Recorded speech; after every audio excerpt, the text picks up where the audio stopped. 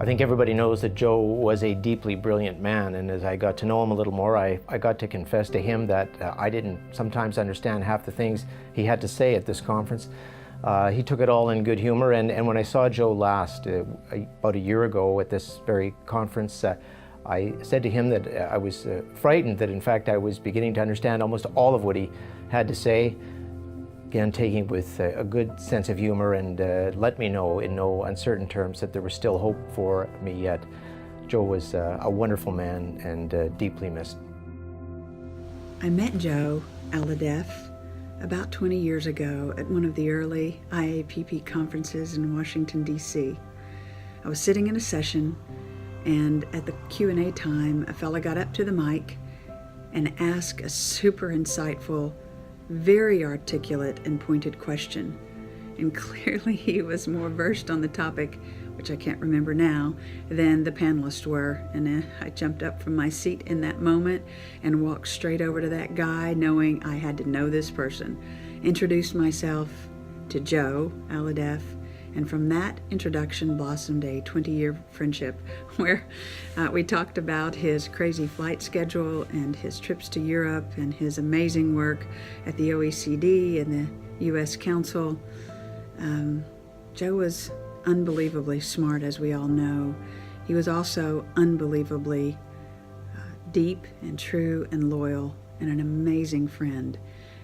He was kind to all, generous to all.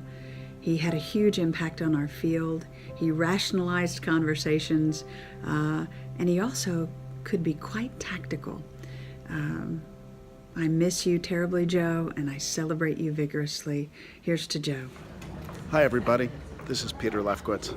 I figured for a tribute to Joe, there was no better place to do it than an airport, which was where Joe lived. Joe was the man who brought me into privacy. He was my mentor in privacy and in life, and he was a dear, dear friend and really family. So what would Joe do? Joe would hold the pen. He was a big fan of holding the pen. He would give good, sage advice and be his kind, considerate self, and he'd always have an aisle seat. Joe was always the greatest guy to be around, to tell the stories, to have dinner with. He was a fantastic dinner companion to learn from. I think that more than anything else, Joe's legacy has to be for us to continue his momentum going forward, to try to improve and enhance public policy, to listen to those that we tune out because we don't want to hear what their views are, and to do as Joe would do, try and end up all in at least a comfortable place with each other so that we're all on the same agenda going forward. Joe was the mentor to us all, and it's been our honor to know him, and we will all live forward our lives forward to further the kind of kindness and humor that Joe always represented. Joe was an ambassador for the digital economy. Sometimes you'd be at a meeting or a conference and you'd forget what company he actually worked for. And I think much to the chagrin of his Oracle sales colleagues. Joe was a bridge builder. His special talent was bringing together government, industry, civil society, and regulators because he did have deep respect for all of the players in the ecosystem. And I know he respected regulators, but he challenged us to have a deeper understanding of technology and the impact that our oversight had on the wider world. Joe was a dear friend, and I'm not sure that I would be where I am in the world today without his advice and his support. His last piece of advice to me was, "You've got an important job to do. So go get him, girl, but don't bugger it up." We miss you, Joe.